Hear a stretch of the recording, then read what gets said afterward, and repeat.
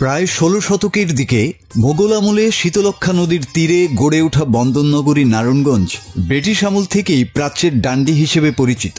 এটি বাংলাদেশের অন্যতম প্রাচীন ও গুরুত্বপূর্ণ নদীবন্দর। দুর্গাপূজা এলেই প্রাচীন এই জনপদ সেজে ওঠে বর্ণাঢ্য সাজে। এই সাজসজ্জার মধ্যে থাকে আলোকসজ্জা, তোরণ এবং মণ্ডপ জুড়ে শিল্প ও ঐতিহ্যের মেলবন্ধন, যা শহর জুড়ে এক উৎসবের আমেজ তৈরি করে। বিভিন্ন থিমে সাজানো থাকে এখানকার পুজো মণ্ডপগুলো। তাদেরই একটি টানবাজারের বঙ্কুবিহারী মন্দির। মণ্ডপের বাইরে ও ভেতরে বিভিন্ন ধরনের শিল্প ও ঐতিহ্যের মিশেলে সজ্জিত বঙ্কুবিহারী মন্দিরটির চোখ ধাঁধানো কারুকাজ আর আলোকসজ্জা যে কাউকে মোহিত করবে। প্রতি বছরের ন্যায় এবারও বিশেষ থিমের উপর সাজানো হয়েছে মণ্ডপটি। মূলত এটাই এখানকার বৈশিষ্ট্য। বাঁশ ও বেতের তৈরি কুলা, শীতলপাটি, ডালা, মাটির হাড়ি ইত্যাদি হারিয়ে যাওয়া গ্রাম বাংলার নানান লোকজ উপাদান আর সমৃদ্ধির প্রতীক লক্ষ্মী প্যাঁচার মোটিফ মণ্ডপটিকে করেছে অনন্য। নাগরিক সমাজ থেকে হারিয়ে যাওয়া বাঙালির চিরকালীন ঐতিহ্য ফুটে উঠেছে শিল্পীর নিপুণ হাতে। আমাদের এইখানের পূজা হলো টানবাজার সার্বজনীন দুর্গাপূজা কমিটি এর আয়োজনে পূজাটি হচ্ছে আমাদের শ্রী শ্রী বঙ্কুবিহারী জিউর মন্দির। এই মন্দিরটি ২০০ বছরের পুরনো একটি মন্দির। আমাদের এই মন্দিরের ৮৪তম বৎসরে উদযাপন করতে যাচ্ছি এই পূজা। আমাদের এই পূজাটা দীর্ঘ অনেক বছর যাবৎ পরিচালনা করে আসছে।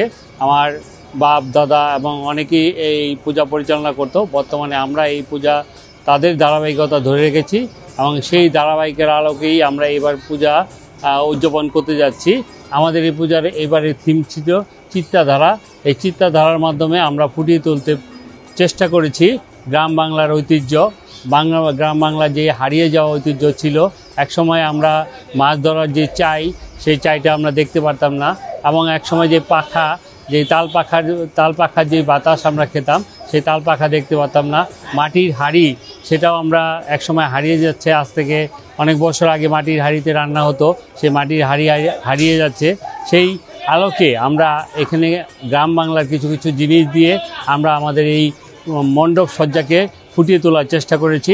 বাইরে রেখেছি অত্যন্ত সুন্দর একটি আলোকসজ্জা, যার মাধ্যমে দর্শকরা খুব সুন্দরভাবে এটা উপভোগ করতে পারবে। আমরা ভিতরে একটা আমাদের ধর্মীয় নাটকের ব্যবস্থা করেছি, যেই নাটকের মাধ্যমে আমরা চেষ্টা করব দর্শকদের একটা সুন্দর নাটক, ধর্মীয় নাটক উপভোগ করার জন্য। ৩ মিনিটের একটি শো হবে, সেটা সবাই দেখতে পারবে। এবং পাশাপাশি আমরা আমাদের এই মায়েদের জন্য যে পূজা অর্চনা হবে, পূজা অর্চনা অঞ্জলি হবে। অঞ্জলি দেওয়ার পরে আমরা আমাদের এখানে প্রসাদের ব্যবস্থা রেখেছি প্রতিদিনের জন্য।